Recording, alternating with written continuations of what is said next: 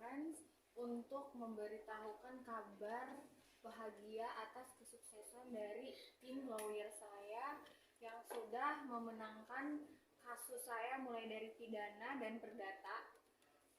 Yang terbaru ini kemarin 13 Desember alhamdulillah saya ada diberikan putusan oleh Pengadilan Tinggi DKI Jakarta. Memang kita memenangkan atas banding dari Kevin Hilas. Kemarin ini dari tim kuasa hukum saya ada Bang Fitra Ramadhani, kemudian Kak Ola Difla dan Brigjen Siswandi Purnawirawan polisi. Mungkin itu aja. Jadi agenda sekarang ini saya ingin memberitahukan dari proses yang kemarin itu sangat panjang, babak-babak drama kemarin ya, udah kayak drakor. Yang saya di sini banyak difitnah bahwa ada yang tidak merasa melakukan pelanggaran atau prestasi. Ternyata ini sekarang sudah diuji ya Bang ya, 2 kali. Itu nanti mungkin dari aspek hukum biar dari kuasa hukum saya saja yang berbicara. Mbak Siska, mungkin kan banyak banget nih orang yang lupa kasusnya. Bisa jelasin sih inti permasalahannya apa sama Kevin gitu. Kasusnya mana mungkin? Jadi untuk yang di Pengadilan Tinggi DKI ini kasusnya adalah saya merasa dirugikan karena adanya prestasi perjanjian dari kontrak brand ambassador, di mana saudara KH tersebut tidak melakukan prestasi yang seharusnya dia jalankan sesuai dengan perjanjian yang sudah kita sepakati dan ditandatangani bersama pada tanggal 7 Maret 2021. Jadi di situ ada beberapa poin yang sudah dilanggar, sehingga saya meminta penalti dan kerugian yang diakibatkan oleh pelanggaran terhadap perjanjian dari kontrak brand ambassador tersebut. Itu sih. Itu akhirnya dari kemenangan ini Kevin Hilas harus membalikan atau membayar berapa ke denda berapa? 100 gimana Bang Mitra keputusan pengadilannya?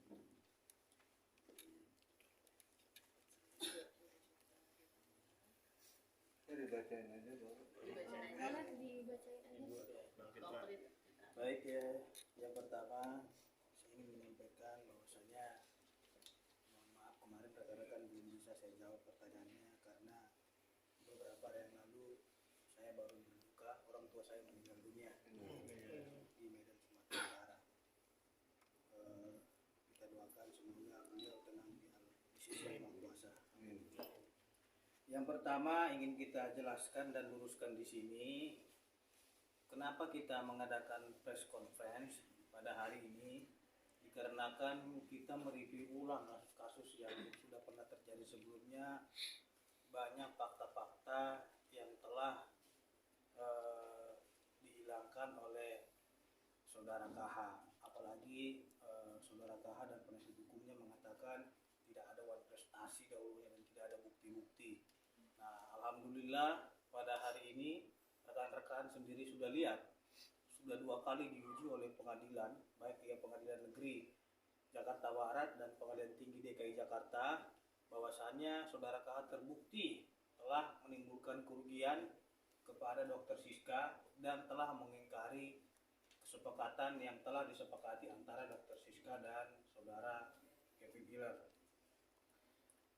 Pengadilan Negeri Jakarta Barat telah menghukum saudara KH ini ya untuk membayar ganti rugi berupa kesepakatan yang telah dibuat antara Dr. Siska dan saudara KH ya sebesar 120 juta. Itu ganti rugi materialnya. Karena 120 juta ini telah diterima langsung oleh saudara KH yang dibayarkan via cek. Terus yang kedua, saudara KH juga dihukum untuk membayar sanksi penalti sebesar sebesar 424.850.000 akibat daripada wan prestasi yang dilakukan oleh saudara KH. Nah, itu sudah disepakati antara saudara KH dan Dr. Siska. Apabila memang perjanjian tersebut tidak terpenuhi oleh KH, maka KH wajib membayar sanksi penalti sebesar 424 juta tadi. Terus karena memang melihat situasi persidangan yang alot dan kekooperatifan daripada baik pihak penggugat maupun tergugat dalam persidangan dalam menghormati persidangan, Hakim Pengadilan Negeri Jakarta Barat menghukum saudara KH untuk membayar uang paksa, yaitu uang doangsom sebesar Rp100.000 setiap bulannya apabila dia tidak melaksanakan isi putusan tersebut. Nah, yang bersangkutan mengajukan banding sekitar bulan Agustus. Nah, banding tersebut telah diperiksa oleh Pengadilan Tinggi DKI Jakarta. Nah, mungkin yang bersangkutan masih belum puas ya terkait dengan hasil putusan Pengadilan Negeri Jakarta Barat ini.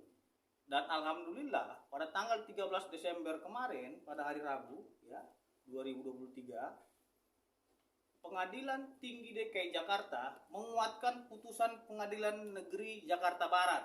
Artinya apa? Putusan Pengadilan Negeri Jakarta Barat ini sah secara hukum.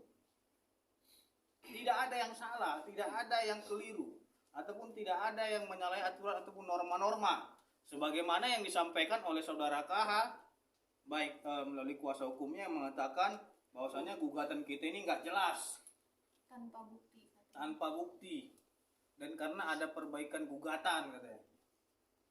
Artinya apa? Sebelum adanya kesimpulan dan pembuktian ya, saya menyarankan kepada KH agar menghormati proses hukum yang sedang berlangsung. Saya selaku penasihat hukum bersama Pak Brigjen Pol Purnawirawan Siswandi sangat menghormati proses hukum yang sedang berjalan. Kita aja belum pernah berkomentar loh. Selama ini mereka yang berkomentar, yang katanya gugatannya aneh lah, yang wan prestasinya tidak ada dan tidak ada yang dirugikan, bisa dijamin katanya. Faktanya ini kita melihat putusan pengadilan. Jadi kalau memang dia masih berkelit juga sudah ada putusan pengadilan, silahkan masyarakat yang menilai, silahkan teman-teman yang menilai. Kasus pidana juga, yang tersangka siapa? Yang tersangka saudara KH sendiri. Artinya apa? Ada proses hukum yang sedang berlangsung, kita serahkan. Kita ini bukan penyidik ataupun kita bukan hakim. Ada tupoksinya ataupun wewenang-wewenangnya sendiri ya yang mengadili kasus tersebut. Nah, kita hanya menyampaikan perkara-perkara yang ada. Nah, untuk itu saya minta dan himbau kepada saudara KH, karena memang ini sudah diuji oleh Pengadilan Tinggi DKI Jakarta, agar segera melaksanakan isi putusan Pengadilan Tinggi DKI Jakarta dan membayar kerugian yang dialami oleh Dr. Siska dengan kerugian material sebesar 120 juta dan kerugian sanksi penalti sebesar 424 juta. Yang jika kita totalkan 0,5 miliar lebih. Ya. Apabila memang ini ya tidak dilaksanakan oleh saudara KH sesuai dengan ketentuan hukum acara perdata, kita akan mengajukan eksekusi. Ya Bang ya. Kita akan mengajukan eksekusi kepada Pengadilan Negeri Jakarta Barat agar seluruh aset-aset yang dia miliki ya, baik itu rumah ataupun mobil, dilakukan sita eksekusi terhadap aset-aset saudara KH. Itu konsekuensi hukum. Karena ini putusannya bukan putusan deklaratoir, akan tetapi ini putusannya bersifat kondemnatoir yang berisi penghukuman agar dilaksanakan perintah putusan. Seperti itu. Mungkin ada tambahan dari partner kami, Fitra, itu dari segi perdata. Tapi jangan lupa, pidananya masih ada. Pidananya KH itu adalah tersangka di Polres Bogor. Sampai hari ini kami dari kuasa hukumnya belum pernah menerima SP3. Nah, tolong dijalankan, media kontrol. Ya, perdata sudah, sekarang pidananya belum berakhir. Beri penjelasan kami kuasa hukum biar kami bisa mempertanggungjawabkan kepada klien kami Dr. Siska ya, SP3 di langkah hukum berikutnya lebih jelas. Ya, tentunya dengan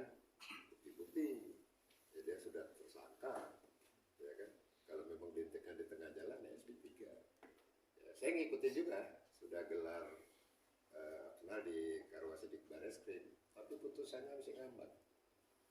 Masih kasihan karena mereka adalah pernah pacaran, itu bukan unsur, ya kan?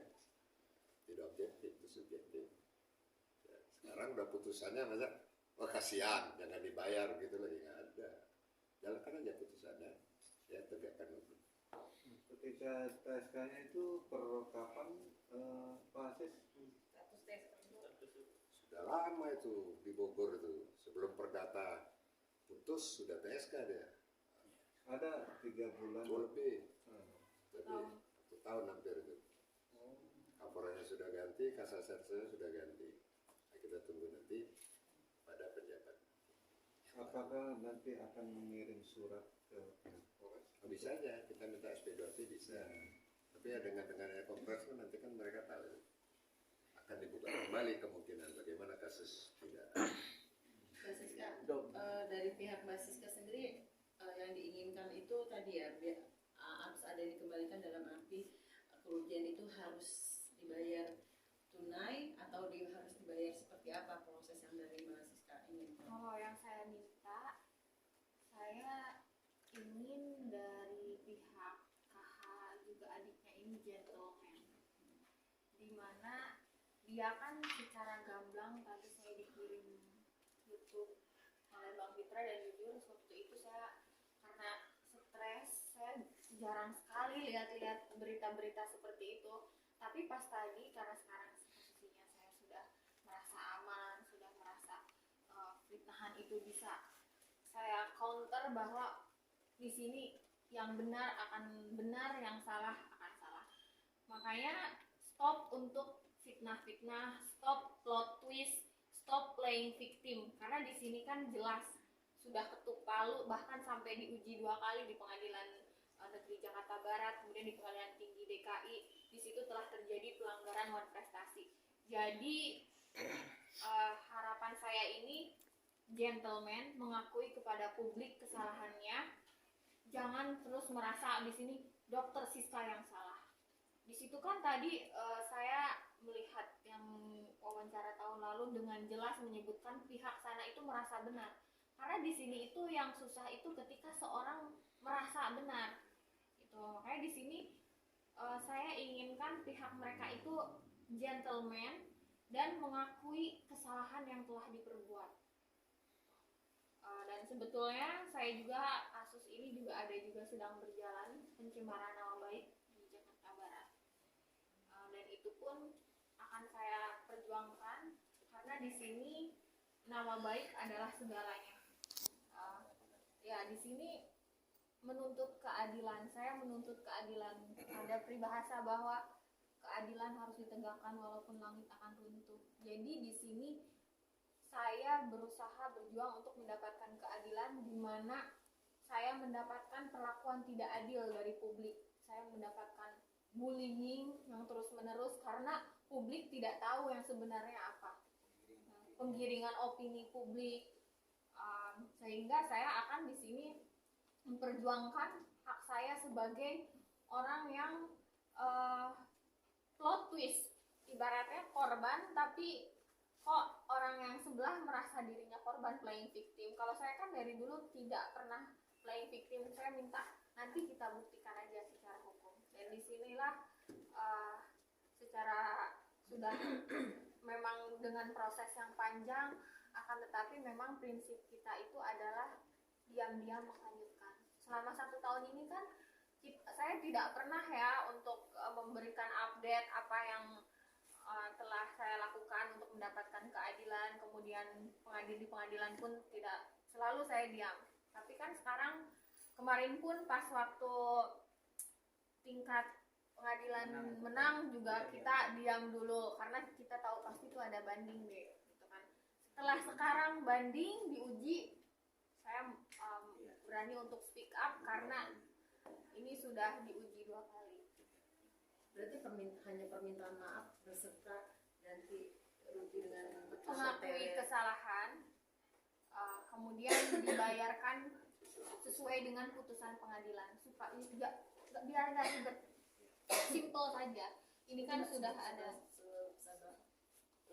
sesuai dengan putusan pengadilan, ada penalti sebesar 428 juta dan kemudian ada kerugian material 120 juta, jadi di total 1,5 miliar lebih. Dan itu tidak sebanding dengan kerugian yang saya terima mulai dari jujur saja ini berdampak terhadap perusahaan saya, terhadap nama baik saya yang dia jelek-jelekan. Makanya ini menurut saya proses yang panjang, tapi alhamdulillah membuahkan hasil. Dari tim kuasa hukum saya, Bang Fitra, kemudian Kak Ola, dan Papi Rinjen. Selama ini dulu kan mungkin kalian pernah bertemu saya, beda ya raut wajahnya dengan sedih, kemudian stres, karena kan selain serangan attack dari sosial media juga dia ini menggiring opini publik sehingga banyak sekali netizen yang terpengaruh oleh framing dari pihak sana, dan akhirnya sampai ada Instagram saya juga di ini apa namanya tuh, sampai di report oleh fans-fansnya karena tergiring opini, terhasut. Makanya saya minta hentikan hasutan-hasutan, dan alhamdulillah sih setelah saya melaporkan ITE, mereka semua sudah menghapus semua ujaran kebencian, hate speech dari Instagram. Dan saya juga ingin menyarankan untuk netizen di Indonesia, stop bullying, apalagi kalau misalnya kalian tuh tidak tahu apa yang terjadi, karena di sini saya adalah korban kalian netizen yang saya baca udah ini, padahal itu kan mereka tidak tahu. Nah, makanya dengan adanya putusan dari hakim, kemudian dari Polres juga tersangka, saya harap semua yang ada di Indonesia stop bullying dan selalu berpikir sebelum mengetik. Karena sekarang saya paham bagaimana itu saya saja sudah umur 30 lebih masih tidak bisa menghadapi bullying. Apalagi itu anak SD kan sampai meninggal. Jadi hati-hatilah bersosial media. Jangan percaya berita begitu saja atau asal berkata-kata gitu. Selalu berpikir sebelum mengetik. Selalu berpikir sebelum memberikan komentar atau hate speech, ujaran kebencian.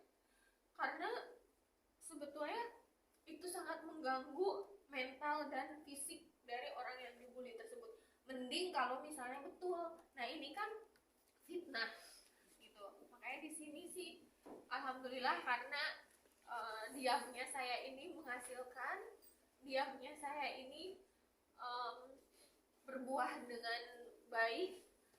Dan jangan sampai setelah ini pun saya menang pun dia menggiring opini lagi bahwa inilah itulah. Jadi saya minta ke pihak mereka, stop memberikan giring opini, stop untuk menjelek-jelekan institusi gitu. Karena kan seperti sebelumnya ketika dia menjadi tersangka, mulai dia menggiring opini, menjelek-jelekan institusi. Nah, ini juga karena orang yang hebat itu menurut saya adalah orang yang bisa mengakui kesalahannya. Jangan menyalahkan orang lain, tapi harus bercermin.